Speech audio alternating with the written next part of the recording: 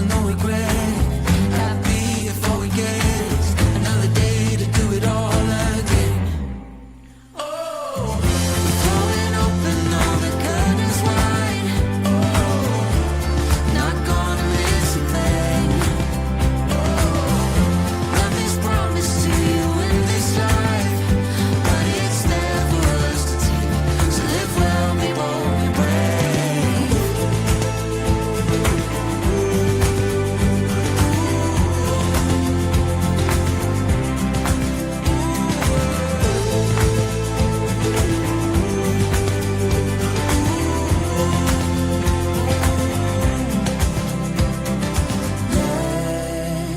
In the sun, you don't know what you got till it's gone.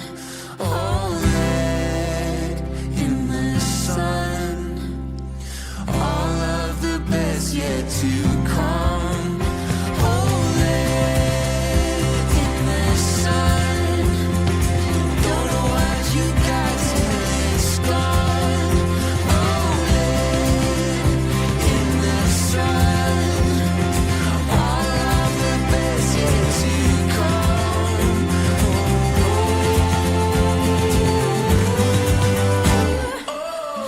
Throw it open, all the curtains wide. Not gonna miss a thing. Nothing's promised to you in this life, but it's there for us to take. So live well, be bold, be brave.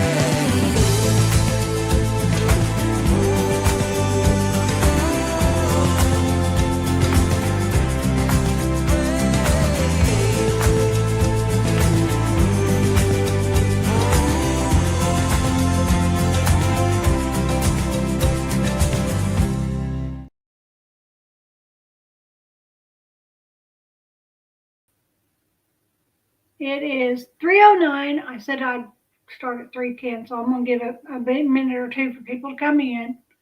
I am Nancy.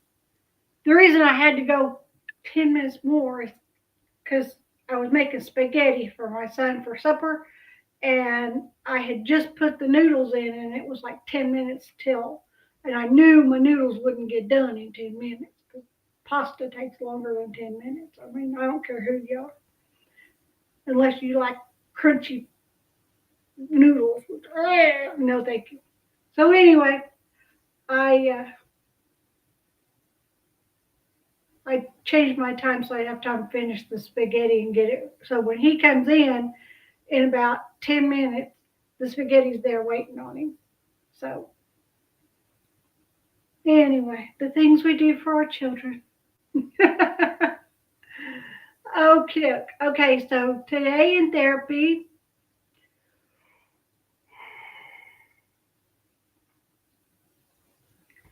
we walked in the door and I said, he said, how you doing? I said, I'm about a 3. He said, well, that's good. That's good. And I said, yeah, but it would be a 2 if it wasn't for what I did this morning. He said, what'd you do? He's got this, what'd you do? And I'm like, I tried to see how far I could reach my arm behind my back and go up, because to hook with my thumb, I can touch the bottom of my bra strap. And when I started going to him, I couldn't even touch my hip. Now I can see. But that makes my arm hurt right here. And he said that's because of the torn rotator cuff right there. But so I did all my exercises in there. And then I still have exercises at home to do. You can see my weight's right there. Because when I'm researching my life, the stuff I need in the morning, I have that purple one, and I'm doing this. Oh. My husband wants me to join the YMCA so I can use the gym, and that's $40 a month, and it'd be worth it because I can't bike ride in the winter unless I'm at the gym because I won't go out in the cold. I mean, I go out in the cold, don't get me wrong, but I'm not going to do something as stupid as go riding my bike in the cold. I mean, shoot. All the water in my camelback would freeze before I got there. So anyway, I'm not going to ride my bike in the cold. So, and I talked to my therapist, and he said, don't do it right now. He said, because you can reverse all the healing that you've done if you do too much. So I said, okay, I'll stick with my little weights at home. And he started me on a new one where he had me taking a 3-pound weight. See, I'm starting to get muscles. He had me taking a 3-pound weight going up like this. And he wanted me to do it 30 times. And at 15, I was going like this and about to drop the weight on my head. I said, I can't do no more. So then he gave me a 1 pound, and I finished doing that with the 1 pound weight, going straight up and straight down. So, yep, it's getting better. It's getting better. So next time I go over my handlebars, I'll know what exercises to do to fix my shoulder. I don't have to pay for a therapist. But, okay, so let's get started. I think my kiddo just got home. You there? Hello?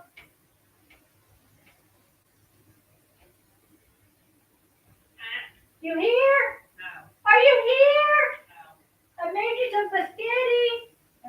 I asked for it 14 months ago. You asked for it 4 days ago. 14 months ago. Well, I made it 14 months ago, too. They did. Can you believe that? Let's see, tomorrow and Friday are my last 2 days of going in. You can just deal with me for 1 week. For a whole, oh, gosh. Can I move? Can I move out? Hell no. I Can you need get you. me out? No. You have the authority to. I'm 18. I know I can, but I ain't going to because I love you.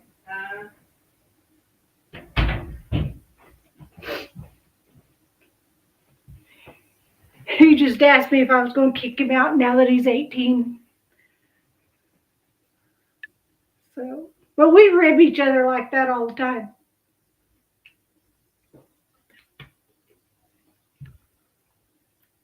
It was funny. Sunday night, he borrowed my truck. And when I knew it was close to empty, but I knew I could go to the doctor on Monday and get gas on the way back at Casey's, right there in Andover. So he left it way down on empty. So I had to get gas before. And I told you the story about her charging me for $4 gas instead of $40 gas, and I was late to my doctor's appointment. So when I talked to him about it, I said, you left my truck on empty. He said, you left your truck on empty. He said, you're lucky. I said, no, I left it close to empty. You left it on empty. He said, that's not my problem. It's your truck. When he gets a car, I'm going to drive it, I'm going to borrow it, and I'm going to leave it on empty, and I'm going to say, that's not my problem, it's your car. But we rib each other like that all the time. Since he's 18, I let him be more of an adult. So I don't helicopter him as much. My wings got tired. Okay, so we're going to talk about podcaster goes missing person, then he was found. And we're going to link to Adam Brown Adventures. If you haven't ever heard of Adam Brown Adventures, him and his best friend, he goes by Exploring with Nug. His name is Jeremy.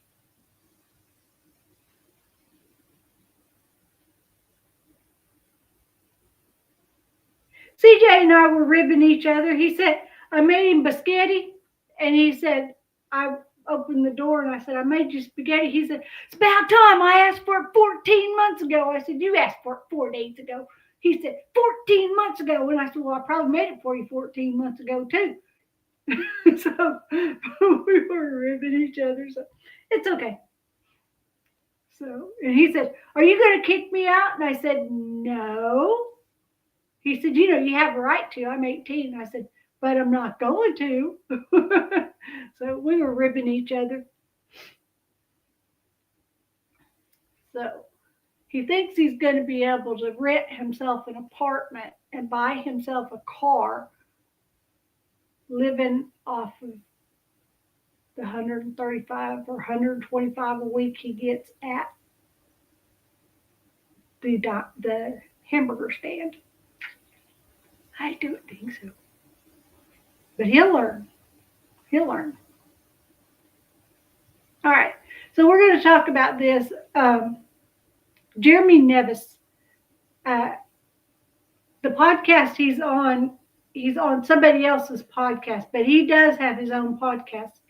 And on his podcast, he talks about things like life management things, like if your marriage is in trouble, or if you're fighting with this kind of stuff that's going on in your life, or you got a lot of people that are giving you BS, or you got a lot of narcissists around you, or whatever. He talks about that kind of stuff.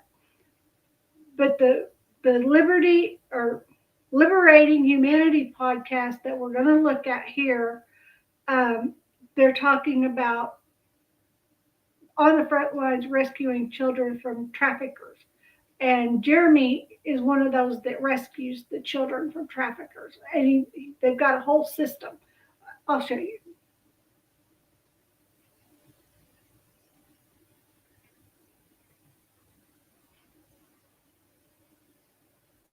All right, it says on the front lines rescuing children from traffickers with Jeremy Nevis, LHP 021. Okay, we're going to give them a thumbs up. I've seen a little bit of this. All right. The next morning we get there, we set everything up, we get ready, and the first group shows up. And there's 40 kids that come in, just cab after cab after cab. It's real, it's game time. We're checking everybody in. Typically, an operation like this is going to be 15 minutes. Get everybody in there, verify everything, exchange money, activate it, feds rush in, arrest everyone, take us to the airport and them to jail, right? Well, this one, they wanted us to get out first. And we're in there 15 minutes and the other group hadn't shown up. Then it's 20 minutes. Then it's 30 minutes. We were in there for an hour and a half, Paul.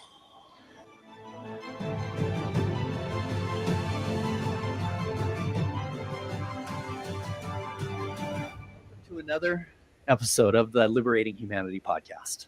I'm Paul Hutchinson, and I'm here with one of my best friends on the planet, because we've done some undercover work together and we've done a lot of good charity things together. I'm here with Jeremy Nevis. Thank you. Absolutely. Thanks for being here. I'm excited to be here and chop it up with one of my good friends. So we didn't even know each other a few years ago when you ended up on an operation. Yeah. In fact, the operation that I went into detail on, the Mexico one that ended up in Puerto Vallarta, that ended up being the largest child rescue in one day in Mexico history. Yeah. Which was just phenomenal. Yeah. And sadly, I was there doing all of the 8 months setup, of pre-work. Yeah. Deep stuff, but I wasn't able to be there. Yeah. On the takedown. Yeah. And so I was super excited for you to come on and just tell us the story of how that takedown happened. Yeah. And then we'll kind of talk about some of the other things that we've done with Ecuador, et cetera, and then delve into stuff. So absolutely. So again, this is my introduction to the work, right? I've been to the charity events and been doing all of the training and everything else. And the goal was to get me on a takedown as the first operation and to be able to be a part of that and help support it. And you guys had done 8 months of preparation, going in and out of country, meeting with the different traffickers. You had put together multiple different trafficking rings. There was 2 different groups that were heavily trafficking in Puerto Vallarta. And so the time came that I was supposed to go. And actually, they had scheduled the date. Everything was set up. And then they had to cancel it the day before because one of the traffickers turned up dead, Yeah. had been killed, got shot. Yeah. And so they're like, this isn't safe. We need to delay this. So it got pushed back a couple weeks, and I happened to be at Disney World with my family. I was with my mom, my dad, my siblings, my kids, my wife, and got the calls like, hey, it's time to go. And so I literally spent the day at Disney World, hopped on a plane, flew to Mexico. Awesome. The team was already there. I remember getting an Uber to this alleyway where they had me dropped off, and I hear them whistle at the end of the road, and I get in the car, and some of our other friends and operators there, and we were waiting for the feds to come. We were meeting up with the feds, setting up the house because there's going to be a party at this house. The first thing that was really impactful for me is I get into that car, and I knew one other operator, and I knew our head of security, Joseph, who you've had on as well, and who'd been my trainer and all the Krav Maga and everything. But I didn't know the others, and one of them turned to me, Andy, and he said, Jeremy, why are you here? And I was like, what? And he's like, why are you here? He wanted to know. And I just said, well, there's two reasons. One, I can empathize with these kids as a child who has some sexual trauma. And number two is, as a father, if anyone had taken one of my children, I would do anything I could to get them back, and hope that anyone else who had the capacity would do the same. And so that's why I'm here. And he's like, okay, awesome. You're here for the right yeah, reasons. You're here for the right reasons, because it can attract other people. And so we bonded immediately. We went into this house. We met with the feds. We discussed how this was going to go down, how the takedown was going to take place. We were throwing a party, and the traffickers, the two different rings, were going to be bringing their girls in to this party, and then how we were going to execute the takedown. And after we met with them and set everything up in the house, we went to the grocery store and bought all the stuff for a party, got the whole house set up, got the cameras set up. And then that night the plan was to go meet with the different rings, meet with the two different groups, and prepare them for tomorrow. Just solidify everything, let them know, hey, no weapons coming into this, and also inform them that the their competitor was going to be there. Yeah, so we don't get shot. Yeah. And they weren't happy, but like, as you know, they're super greedy and they want the money, and this is an 8-month in process, and so they're like, okay, we'll make it work, right? And so I had the opportunity to go to one of them. One was a lady who ran a massage parlor and had these young girls working for her. And then another was another group, a cartel group. And we met with them at a bar at like 2 a.m. And we're sitting at dinner, and I'm sitting here. He's sitting right across from us with a couple of his guys, and there was eight of us there. And I just remember looking at this guy, and this is my first experience, right?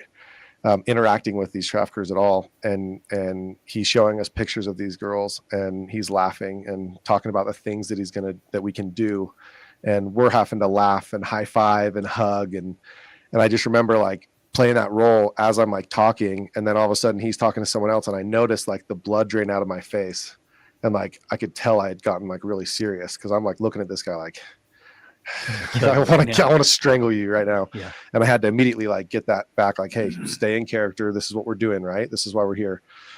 So many times undercover, I've felt that. Yeah. And I realize, if I follow through with what I really want to do right now, we're going to lose those kids. Yeah. We're not going to be able to find that they're going to be picked up by one of his other guys or whatever. Yep. The only way to get to the kids is to follow all the way through. In fact, my very first operation, when the guy shows me this picture of this little child, the Navy SEAL that's standing behind me, he said that little girl looked almost like my little daughter at home. Mm-hmm. He's almost unholstered my weapon right then and took him down. But I realized if we do, of course, we lose those kids. And so yeah, you felt that same way. Yeah, you feel it, and it's all the emotions. And we carried on. We had about an hour dinner. We talked about everything for the next day, and then we come out, and we're getting into our cab, and we get in the cab, and it's like really quiet, and we're driving for a couple minutes, and one of the guys turned to me and said, "So, how was your first interaction? Like, how do you feel?" And I was like, "I'm exhausted, like physically, emotionally, spiritually exhausted, just like having to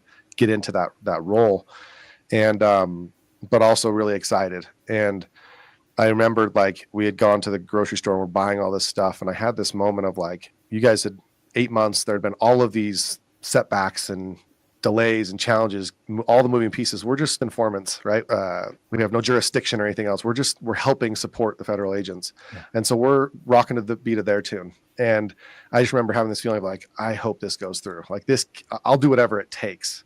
It was one of those moments where I realized how much I had sometimes you can be cheap about spending money or doing certain things or really protecting money when you've created a certain amount of wealth. And I remember at that moment being like, I would empty my bank account to make sure this thing goes through. Yeah. Right. Like you'll We do felt the whatever same it way, takes, yeah. Once you see the pictures of those children, yeah.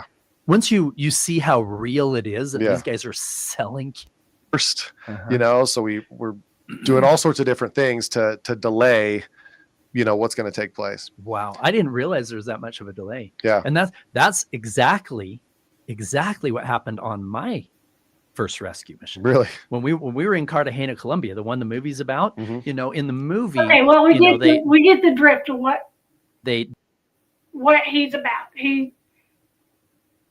This is the kind of person he is. He's a all around good person, And, I think I would probably feel the same way if I was in his position. Like, I would want to unholster that, but I have to tell myself, if I react,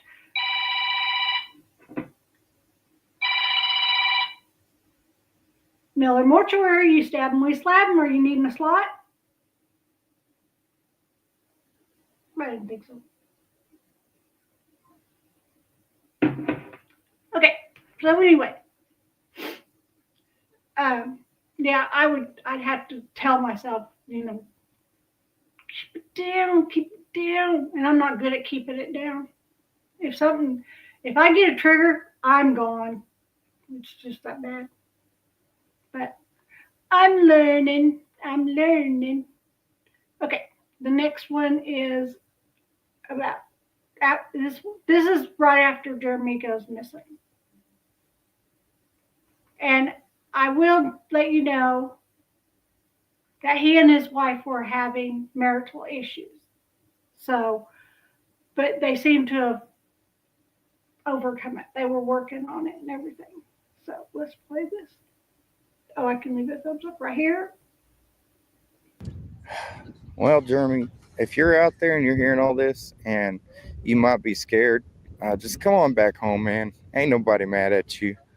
Just try to come back, and if you can hear us, you got a lot of people that care about you and would like for you to come back out and see us. Sean Murphy, Jeremy's cousin, says Jeremy was last seen leaving the Guitars and Cadillacs bar on April 3rd around 11:19 p.m. The last cell phone coverage or ping that they got was around the Maple 3400 block. We're assuming that when the FBI got involved, they decided that he was more closer to 322 before his phone turned off.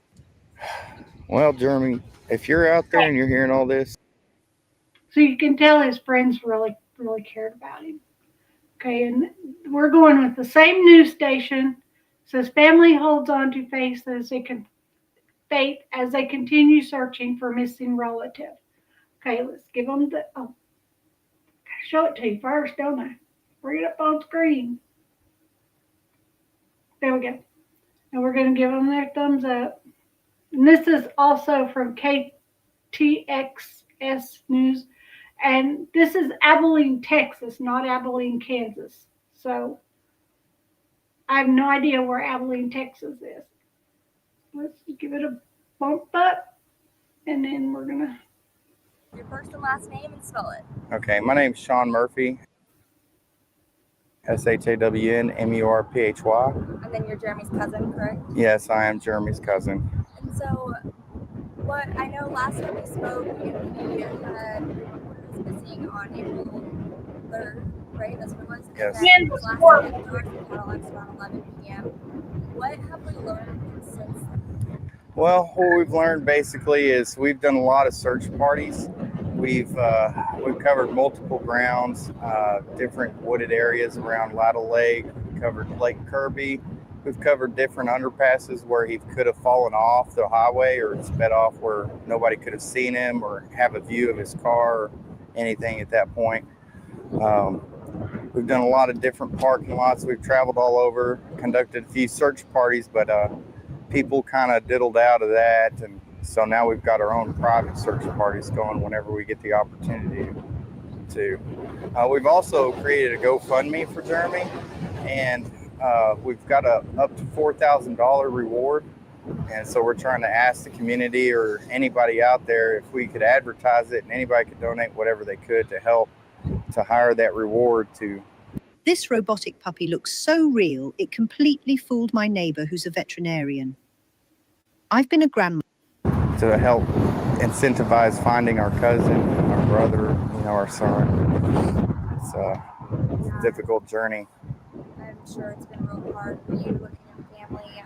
How have you been feeling? How has your family been feeling throughout the last 2 months? Well, I think the mom has, she cries herself to sleep almost every night. She can't help but to wonder where her son is, and I can't imagine where he's at right now. I'm very optimistic that he's out there somewhere. I just don't know in what shape, form, or fashion. I don't know his condition. We're all very stressed with what has gone on. I'm taking care of his mother on my own time because he was the one that took care of mom. He was the one. She's disabled, so she needs a lot of help. So her daughter and me have stepped up and took care of her, take care of her as we need to. And when he left, has there been any tips of finding some of his belongings or his car or anything like that? We haven't had anybody call in to indicate anything.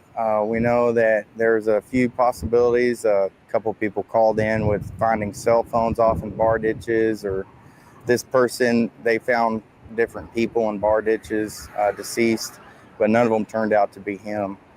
We haven't got any extracurricular activity or tips on anything or his whereabouts. And how are you? I know this is so disheartening, I'm sure, every day, just not knowing where he's at. How are y'all keeping hope alive, and how are you able to continue to not give up and keep this search going? Well, we do have help of certain people. We have an Army Recon Ranger that comes into town. He knows different professional divers. He's got different connections in other places, but that's far and few in between because he's very busy and he does it for a living, searching for missing persons. He's been a great help. He's actually got a topographical mouth called CalTopo. He created it for us to keep up with our search areas, what we found, what are like concerned areas we might need to search later whenever we have time. It's a process, and there's not enough people to gain the ground that we really need to.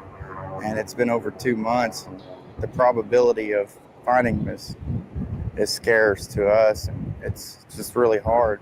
We don't give up. We're family, and we take care of each other. When one falls, we step in. And you could say something to Jeremy right now. What would you tell him? Jeremy, if you're out there and you can hear us, we really would love for you to come back home to us. If you're there, man, and we really love you, and we want to be able to see you again. Your mom needs you. We need you. Just come back home to us. We're pretty stressed and distraught without you, man, and life's just not the same. You're a fun guy to be around. Just come be with us if you're out there and you can hear me right now.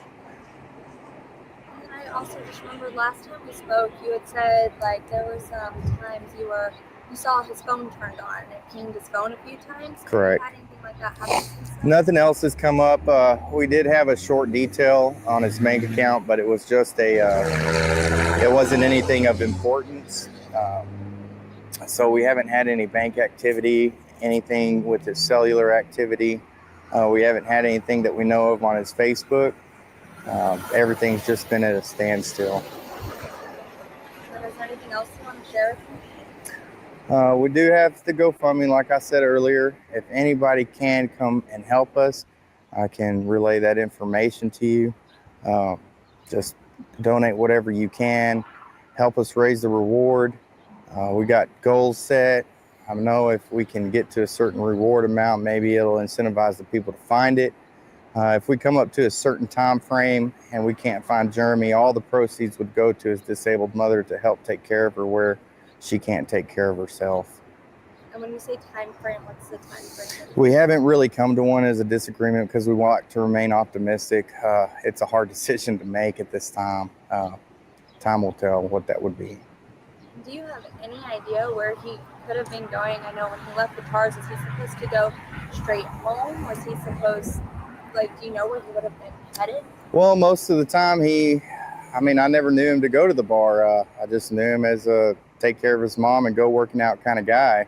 Shows up to work, and that's what he does. He should have probably went home, I would think, unless he decided he wanted to go to his friend's house. I did forget to relay we did get a video footage over here. Say goodbye to your reading glasses, computer glasses, and even your sunglasses. Introducing the last pair of At the ag place next to Cat Warren, their video camera captured him driving by on the highway heading north on this direction towards I-20. But we haven't been able to get any other surveillance footage from other businesses. So if he was heading that direction, he was more than likely headed home. Did you share that video with me? Do you have it? I don't have the video with me. Bye. Have a good night. I always do. Come say bye to your sister. Bye. It's not my fault we worked late. We just get busy. I'm glad you worked late. I'm glad you had the customers. Oh yeah, and if I don't ever get to message you that we're working late or anything, then we're working late and I didn't just have time, because at times we get cramped busy and I can't take just a second or two just to quit typing. Right. Love you, and I'll see you tonight. Hopefully we're not busy, but if we are, then That'll be good. see you when I get back. All right. Unless you're in bed. All right. I could probably get Samantha or Shelby to share that with you. The detective had shared it with them, so I don't have it on my person. All right. So that's what his cousin's saying. That's the longer version of it. I'll tell him. And so that's the longer version of the YouTube short we saw with his cousin. And here's the story of him going missing. The links to all of these are in my description below. Okay, it says 25-year-old man still missing after 2 months. Okay, we'll give him a thumbs up. Give him a full page view. I'm Brenna Gibbons. It's been over 2 months since 25-year-old Jeremy Neves was reported missing, but his family continues to hold on to hope for his return home. Jeremy, if you're out there and you can hear us, we really would love for you to come back home to us. If you're there, man, and we really love you and we want to be able to see you again. Your mom needs you. We need you. Just come back home to us. We're pretty stressed and distraught without you, man, and life's just not the same. Jeremy was last seen leaving the Guitars and Cadillacs bar on April 3rd around 11 p.m. Murphy says they have done several search parties covering different wooded areas around Lytle Lake, Lake Kirby, different underpasses, and they have traveled all over looking for his car. I think the mom, she cries herself to sleep almost every night. She can't help but to wonder where her son is, and I can't imagine where he's at right now. He said Jeremy was the one who took care of his mom, who is disabled, needs a lot of help. I'm very optimistic that he's out there somewhere. I just don't know in what shape, form, or fashion. I don't know his condition. He says in 2 months, they have not gotten any kind of indication of his whereabouts. He says the probability of finding him is getting scarce. It's just really hard, but we don't give up. I'm family, we're family, and we take care of each other. When one falls, we step in.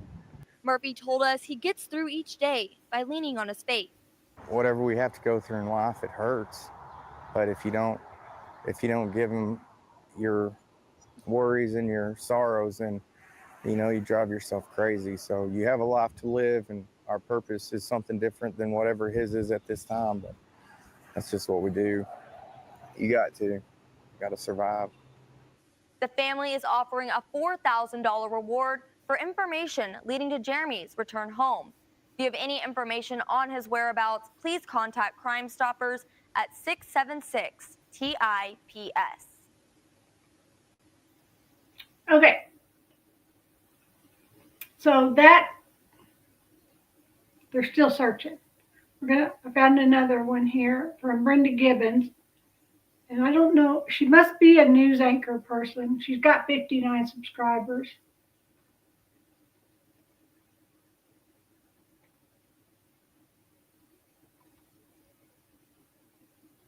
Let's give her a full screen here. Oh, let's give her a thumbs up.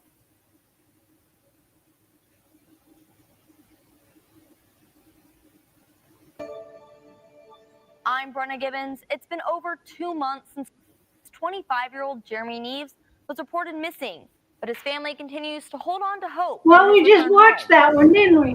Jeremy, if you're out there and No sense watching it twice. Okay, this is when Jeremy will be found.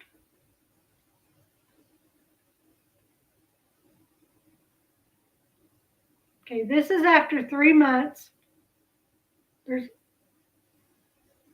He's got 28,000 subscribers. It's Adam Brown Adventures on YouTube. You can find solved 3 months missing person case. Jeremy Neves, car found 6 foot deep in a creek.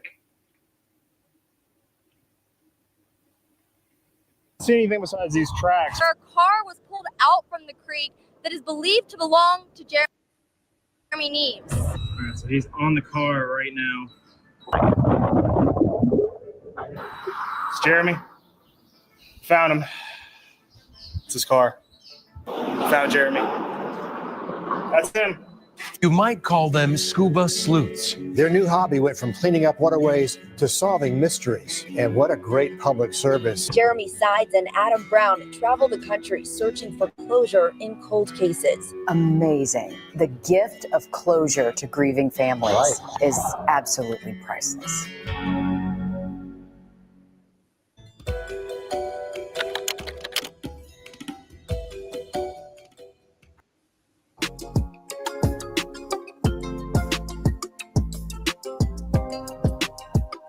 Today we travel to Abilene, Texas to search for Jeremy Neves, a 25-year-old man missing since April 3rd.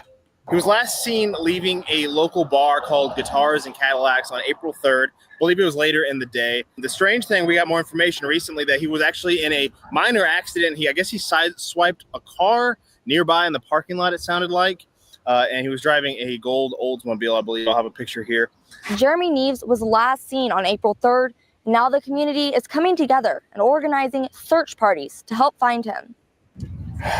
Well, Jeremy, if you're out there and you're hearing all this and you might be scared, just come on back home, man. Ain't nobody mad at you. Just try to come back, and if you can hear us, you got a lot of people that care about you and would like for you to come back out and see us. I mean, I just wish you'd be home. Come back home. The last cell phone coverage or ping that they got was around the Maple 3400 block. We're assuming that when the FBI got involved, they decided that he was more closer to 322 before his phone turned off. 1148 was his last phone call to Noel, and that was when his phone supposedly had died. He also told us that there were 3 more pings on Jeremy's phone after that, which helps him somewhat know around where Jeremy was before his phone died. Right now, they've searched Kirby Lake. They've done sonar on that. We've searched all the surrounding area over there that we could possibly think of within our last search party last weekend. And right now, we're just waiting to try to get more information from the detective on the case. But it's a very strange situation overall for him just to vanish. Apparently his family, everybody's been very concerned, so we wanted to come out here and help them any way we can. We're going to get out here and scan the waterways. Hopefully we can find Jeremy, bring him home, and give the family some answers. All right, so we're driving around trying to find this first spot. I guess where the phone last pinged, right? It's right over here off... This general area, I don't know how pings work, but I know that they can't. I don't know if they could pinpoint it, but the tower triangulates. So we're in the area. Well, there's a creek right here where it looks like it's phone last ping. Sometimes phone pings are not that accurate. Usually they aren't. So, usually a radius, but we're going to check out this spot because there is water. It looks like it's normally low. But I want to say there's been a lot of rain the past few months, so we're about to go check it out. Well, we can throw the bobber out quicker just to check it. Yeah. But you can definitely pull off right here. Yeah, right here you can see people come over here to fish, I guess. This is my number one spot. I mean, if you're trying to hide, if you get in an accident and you pull off here, you can hide under the bridge.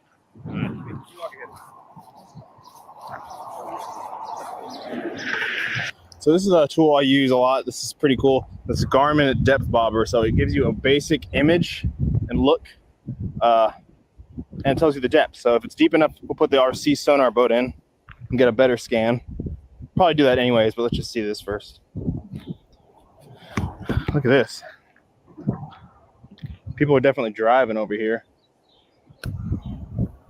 It's kind of a strange area, but you could hide. I think it might be like 4 or 5 feet. What's that in the water? Looks like a bag of feed or something. Oh.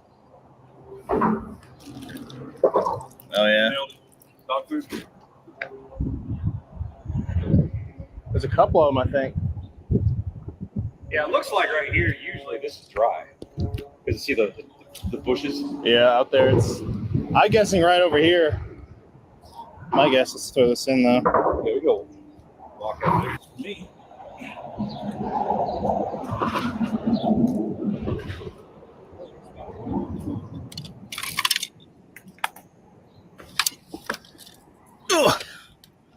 I wonder how long this water has been this high. It kind of looks like it's been this way for a minute. Yeah. You can see all the crap growing on the logs and stuff, like the water line. I mean, it's definitely not super deep, but it might just be just deep enough. To me, the most obvious spot is pretty close to the. I know it's got my the phone ping. My stomach in knots a little bit. I was like, this definitely. I think this is gonna be deep. Here, can you cast it?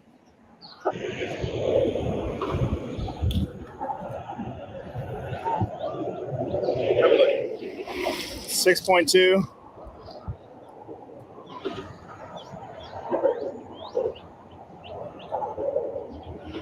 It's definitely deep enough right here. I mean, but the thing is, you'll probably see it if it is right here in the middle. Yeah. 6.3. Looks like trees right there. So far, we're looking at 6.5 feet. Yeah, 6.6, getting deeper. I mean, I didn't see anything right there. We'll still run the sonar boat.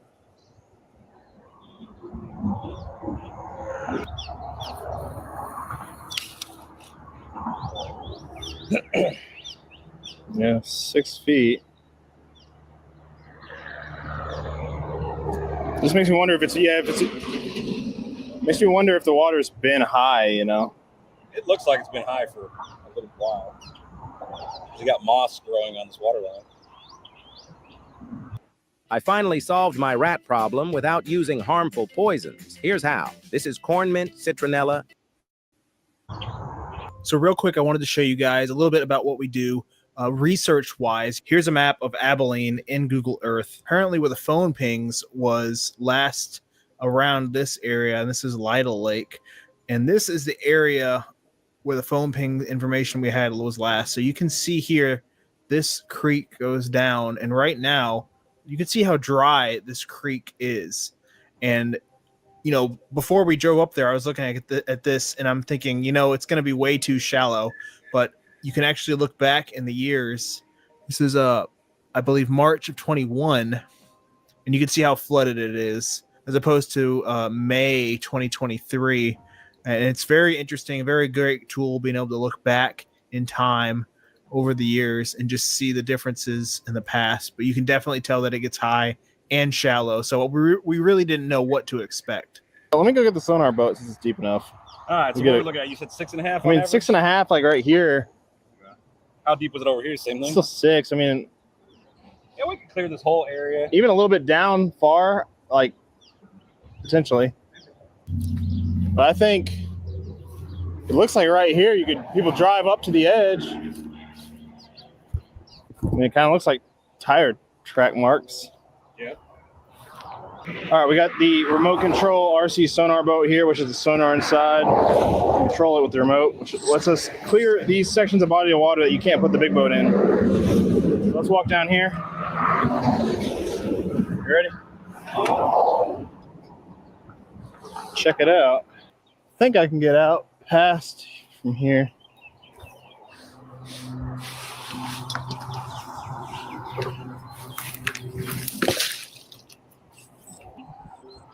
And the fence is knocked down.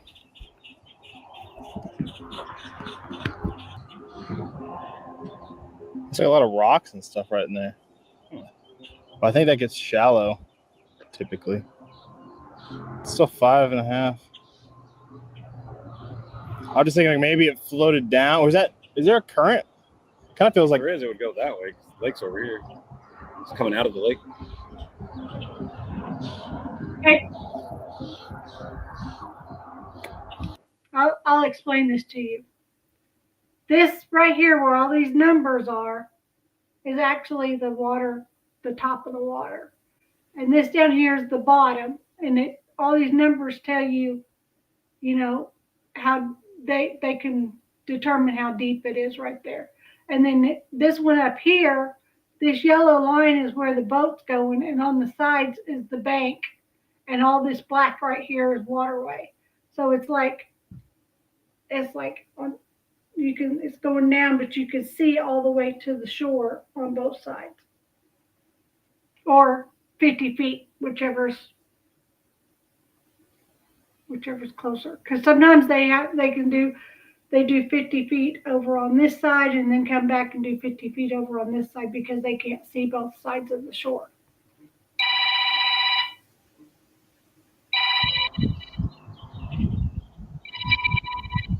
it's still 5 feet. Yeah, it's really rocky right in that area. Oh, you can see how clear the rocks. You can see. If there was a car, you'd see that. Definitely. Or honestly, I'd probably bump into it.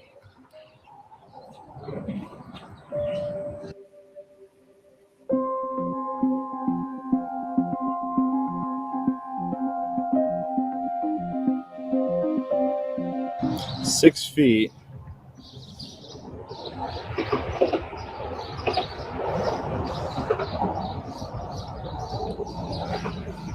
What is that? Is that a Styx? Almost kind of looks like upside down. Yeah. Good bite if you want. I mean, you got that pile of sticks next to the pillar. Let me show you.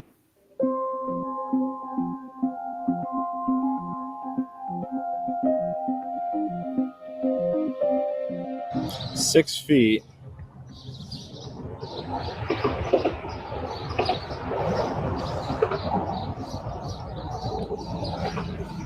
What is that? Is that a Styx? Almost kind of looks like upside down. Let me show you.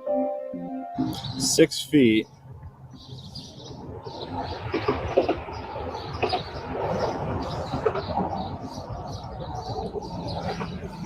What is that? This right here is what he's talking about. Could be an upside down car with soot on it, because the water, the dirt and stuff in the water is always moving, and with the rain and stuff, and you can see the vehicles and stuff. That's how they do it with their sonar. I watch Adam Brown a lot, and exploring with Nug. Is that a Styx? Almost kind of looks like upside down. Good bite if you want. I mean, you got that pile of sticks next to the pillar. All right, checking farther up. Still like right at 6 feet, pretty much.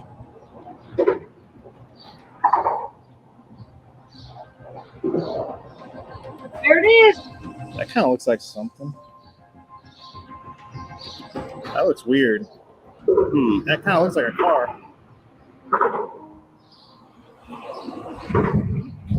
Yeah, I ain't gonna lie, that does look like something.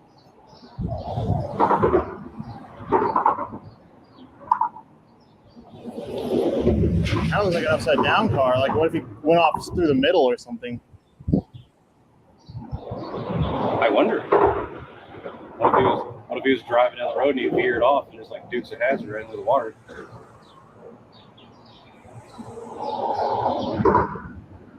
I didn't see it on the down image. Let's see. So many sticks, and sometimes they kind of look.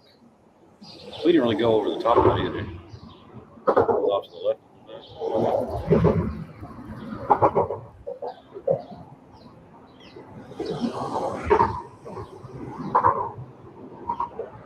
Dude, there's something right there. That kind of looks like a that car. looks like a car, man. I think that is a car. That looks just like a car. This right here, see? It looks like a car laying on the ground. You can see there's the hood, and there's the top of the door, and there's the trunk. There's the doors. That looks like a car.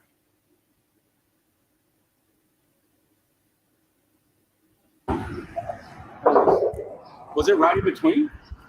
Yeah, it looks like a car, right? Just that looks like a car right in between. It looks like it's on its well. It looks like it's on its wheels. That looks like the roof. Wow. There's no way. There's no way we just found that quick. Might have. I'm pretty darn confident that just looks like a roof. I mean, it's squished together. I've never been a fan of down. Well, I mean that it is something. Go back over it. Like see if you can get it on down imaging again. It's almost like we got a better image of it on down imaging. He might have went right in between. He might just veered off the road and his phone pinged like right nearby. I mean, I got the goosebumps. It's accident, just an accident. It could have been.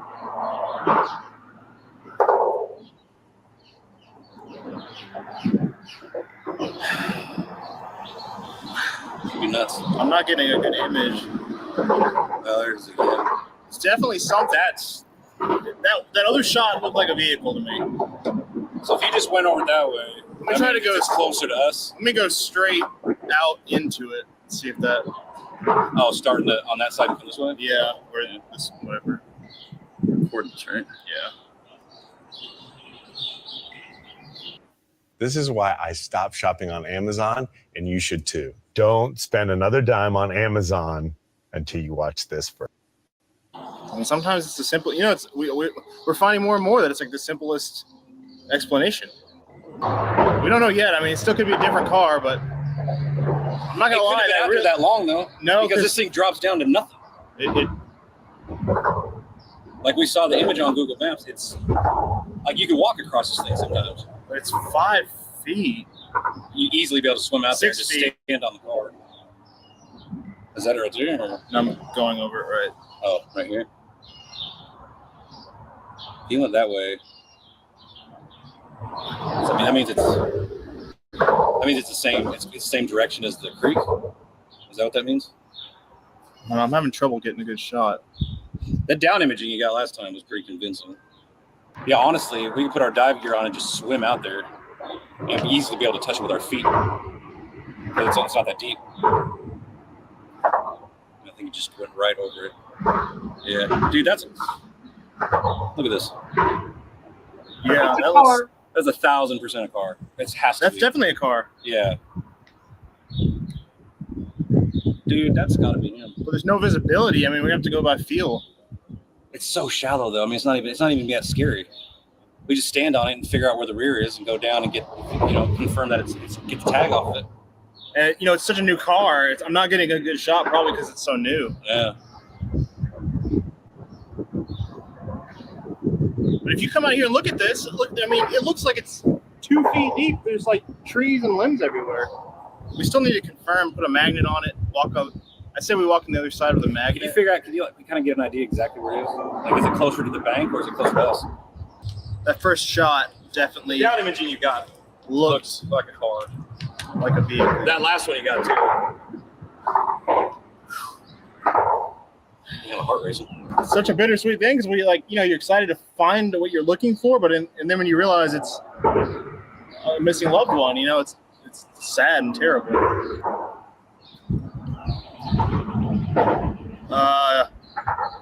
Look at this shot. It's got a weird thing on the side, but if you look at the shape behind it, it looks like a spoiler and everything. It looks like a car. That's a car. That's definitely a car. I don't know that weird wavy thing on the side, but we may have just found Jeremy. I mean, look at that, dude. He is right below the surface. Yeah. Like a foot. If this water would have dropped any more, you'd be able to see him. It's got to be him, dude. There's no other reason why a car would be out here. Right there, that's an accident location. Over there would be, I could see a dump. But right there, you can't. I bet he was driving and something happened and he went off the road and just flopped right between the bridges. The family's been here. They've walked this whole area. You know, like this was the first spot that they looked like they've searched. They walked around and But I just can't see him. People don't have this equipment. It's a simple remote controlled boat with sonar, but like you wouldn't know unless you ran sonar. And it just makes you wonder how many other missing people are out there in simple spots like this that could be found with this boat. And it's something I'd love to get in the hands of law enforcement everywhere. Let's walk on the other side. Let me put the sonar boat up. All right. Let's walk over there and see if there's any tire tracks or evidence, clues. This is like there's the other bridge you can see over there. And the lake's right on the other side. Dude, he went in between all of them? I think he went straight in between. That's right now.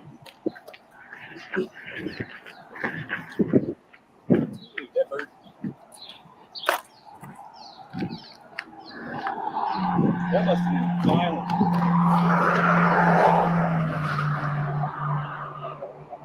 Look, it's not a smooth path, but kind of looks like scrapes there on the corner. Yeah. Yeah, look. Scrapes down here. Hold on just I'll show you something. It looks like this piece of concrete's been replaced.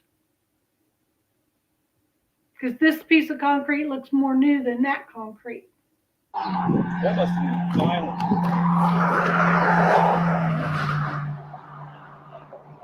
Yeah.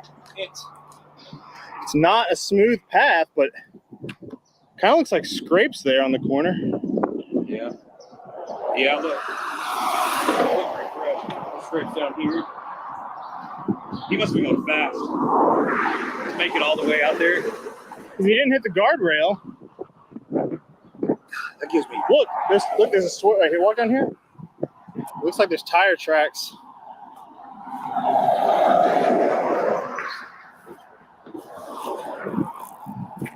I mean, it's dry and muddy, but look, that's definitely a car, right? Actually, that kind of looks like almost looks like dually tire. I don't know. That looks like a truck. There's got to be car parts somewhere over here, because he would have been. But it's straight open. Jeez, that's crazy, how fast man. He'd have been going to make it all the way to the water. That's a rough ride. It's not smooth. We still don't know 100% until we dive on it, but all signs right now are pointing. I would bet that it's his, but we're gonna check it out down here, and then guess you're gonna get in the water. Yeah, I'll swim out there. It kind of looks like scrapes.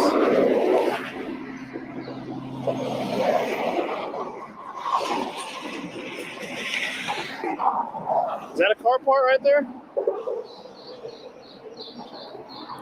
Do they walk over here? I don't know. No, I don't know. I guess that's just trash. I don't see any crazy indentions or trees. I don't know, but there's definitely a vehicle there.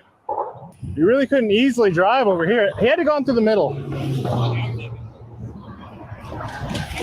that way, right? Yeah. Isn't that like? Yeah, going that way. Yeah. Away from the bar. All right. Well, one way to find out for sure. All right.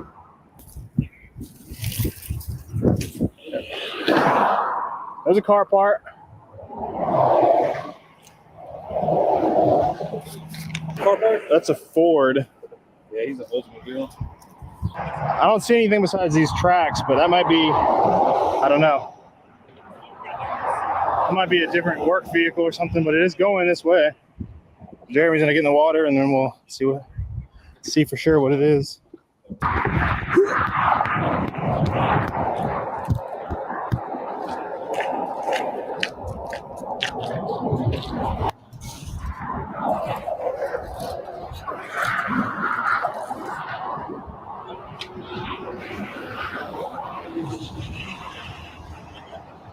I keep going.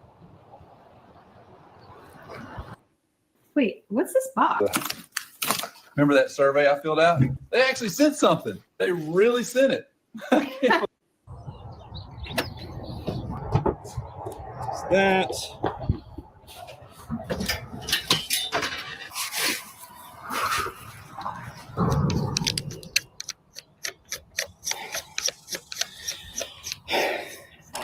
All right, we're walking over here, carrying Jeremy's BC. He's gonna dive. He's gonna walk across right in here, and then I'm gonna go across the bridge. And we'll check this thing out. Definitely a vehicle. If it's Jeremy's or not, that's what we don't know yet, but we'll find out here in a minute. Ready? Yeah.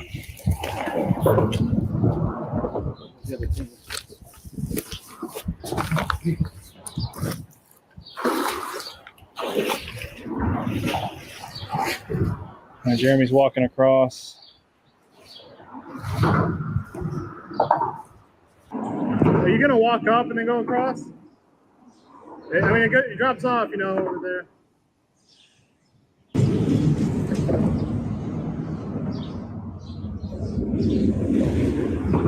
Just go across and go up.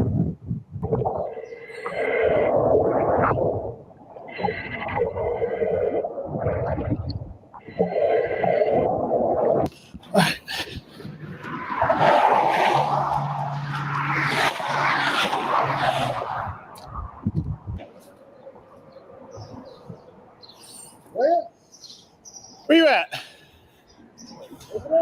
Should be kind of straight out right there.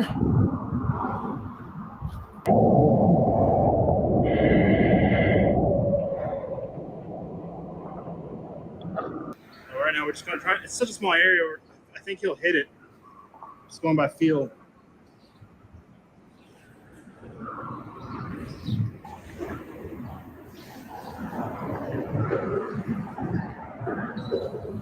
Should be like right here.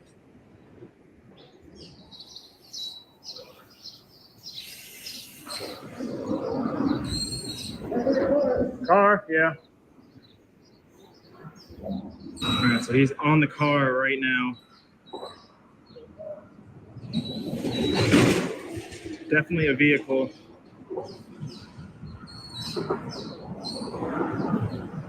Facing that way? Okay.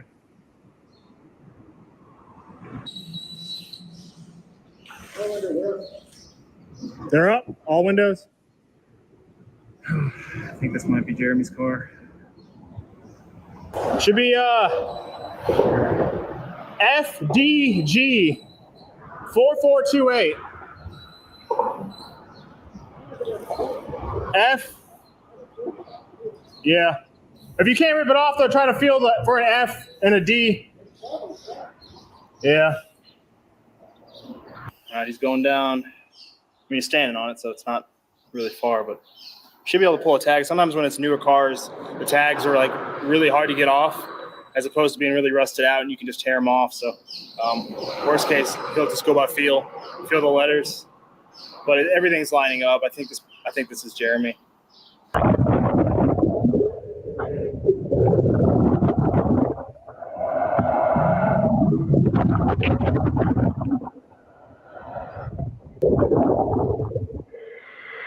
What was the number? FDG. It's Jeremy. Found him. It's his car. Found him. Found Jeremy. That's him. Man. Well, we can still bring him home, give him some answers, and they won't have to wait any longer, but come back over here. Man, Just drove 15 hours. Found it. 5 minutes. 5 minutes in. That's awesome. Very first spot we thought. You're just following the clues with help with the family, you know. I know a lot of people have been searching too, but it's like the most obvious spot almost. I mean, he's under the bridge. Yeah. They would never thought to look here. The water would have had to recede, and then they would have just saw the car. So that's his car, FTG 4428. After just about 3 months, we were able to bring Jeremy home today, find his vehicle. Good job, man. It's never easy, but you know, it's sad, dude. I mean, two, 3 months. It's wow. It's something no family should ever have to. Nobody should ever have to go through. No family should ever have to deal with. Sometimes it's in the most obvious but not obvious spots like this. Like you said, they came here and like checked. They right? walked around, but they never would have thought to look in the water right here, I guess. I mean, if you look on the map, it looks dried up. If you're from here, it gets low. But I guess I would just assume that they've had so much rain, you know, the past 3 months that it's been just high enough. I mean, if it started going down, you'd see it. Absolutely.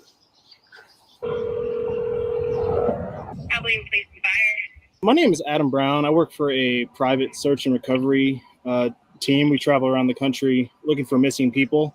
And we came in town today searching for a missing man from about 3 months ago named Jeremy Neves. And we just located his vehicle in a creek right under 322, right by Lytle Lake. We'll go ahead and we'll get somebody out there, okay? Okay, thank you so much. Thank you.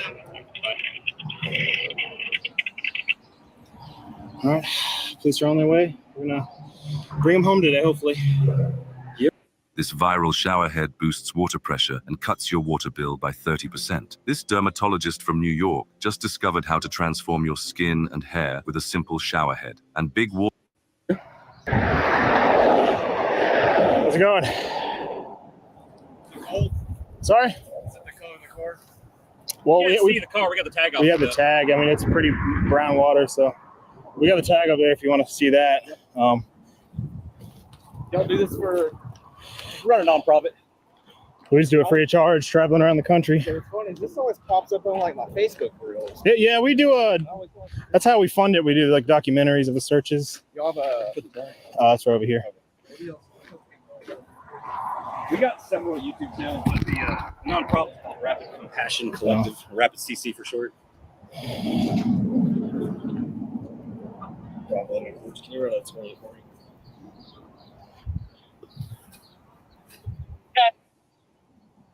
Frank David George 4428. Where's it at? Under the other bridge. Yeah, if you walk over there, we can show you. I still don't know exactly. Oh, God. Oh, you okay? Jesus. Nice. Son of a gun. They go in? Yep. Yeah, that went in. That felt Welcome great. to Texas. It's one of Texas storms, right? God. There's something on there that makes it so Great. Where are y'all from? I'm in South Carolina and he's in Georgia. So we literally just got reached out by the family and drove out here. Pretty much first pillar on the other bridge right here in the corner. See where the trees are on each side? Straight out about 10 feet.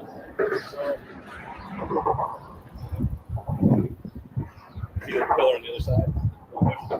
So the other stuff like that, southbound traffic, something like that pillar or this? Yeah. Yeah, the other bridge. Okay. All right. Yeah, If you're touching that post.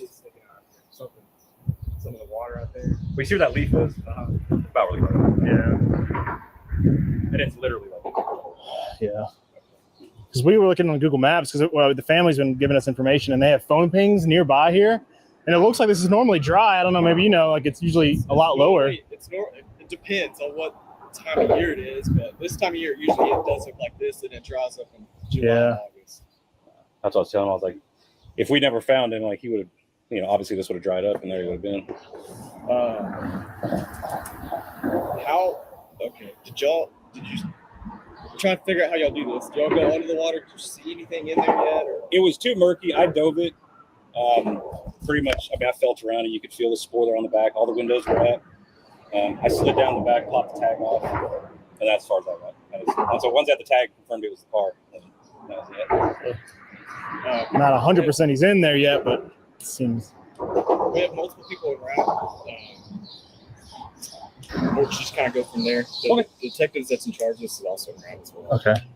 Were y'all able to see anybody inside or anything? No, I could feel all the windows were up, but water's too muddy to see anything. Yeah. He is willing to help us hook it up to the Right. Yeah. Did you call Clint? He's coming? Okay. Out. I don't know what y'all are thinking, but How far can I walk down here? I think you could technically put a wrecker here and pull it from really far, but it does drop off. So if you didn't want to block the road off. Where is it again? Like it's the other side over there. I think he went in between. We were trying to figure out because I guess he left a bar on the other side. It looks like if he was potentially going really fast and just because it's closer to the other side of the bank. I wonder if they can get between the. That's what I was thinking too. If you had a big enough like boom on the wrecker, it could stick out. Well, we have some of our wrecker companies have hoists. Oh, I know. I don't want to do. Yeah. You know. You're saying it's right over here. Yeah. So right, but I mean it's right. Yeah. Like maybe he went off the road right there. I think he went straight through the middle and just shot through. And he was coming because I guess his phone ping had him coming. It looked like this way. How far down into the water is it? Well, like to the roof is like a foot. Because it's like 6 feet total deep. Okay. What kind of car is this? The Oldsmobile. Well, Brad's got the license plate, and it was attached to it, and he ran it. For about $1 a day, this new company will ship you compostable zipper bags and give you free trash bags for life. Thank y'all so much for what y'all doing. That's awesome. All right, so I talked to our lieutenant that's over all the detectives and everything, so they want us to just hold off for a minute till they get here and have our forensics people here ready. Okay. And then we'll work on figuring out what type of tow truck they're going to need and stuff like that. Somebody said you were willing to help hook it up. Yeah, no problem. I don't.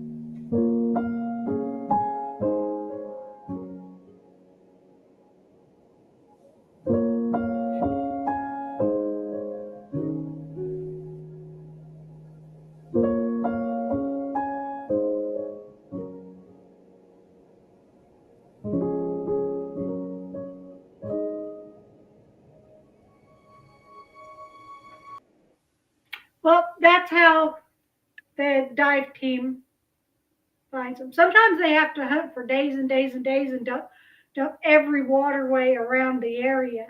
But today, on this one, they got lucky and got him within 5 minutes. And you could see the reaction of the law enforcement when they opened that passenger door. The windows were so muddy that we couldn't see in. So they didn't have to cover the car with tarp. But when they opened the side door, they saw that he was in there. And then Jeremy and Adam, they cut out the part where they were removing the person out of the car. And then it's get a hold of the family and the rest of it. But I think that's a really good thing that they do. And okay, do you like these kind of videos, or would you like me to go back to, I mean, I'm going to do true crime, but when I can't find a really good true crime story, I can pull one of these in and give us some good news. The family got closure. So, and okay, well, it's probably time for y'all to start getting your supper ready. And I'm gonna figure something out. I got the okay to ride my bike, and it's not kind of warm, so I might go try to ride my bike just a little bit. So, okay, we'll do something nice for somebody, even if it's just make them smile today, and search for crime. Thank you.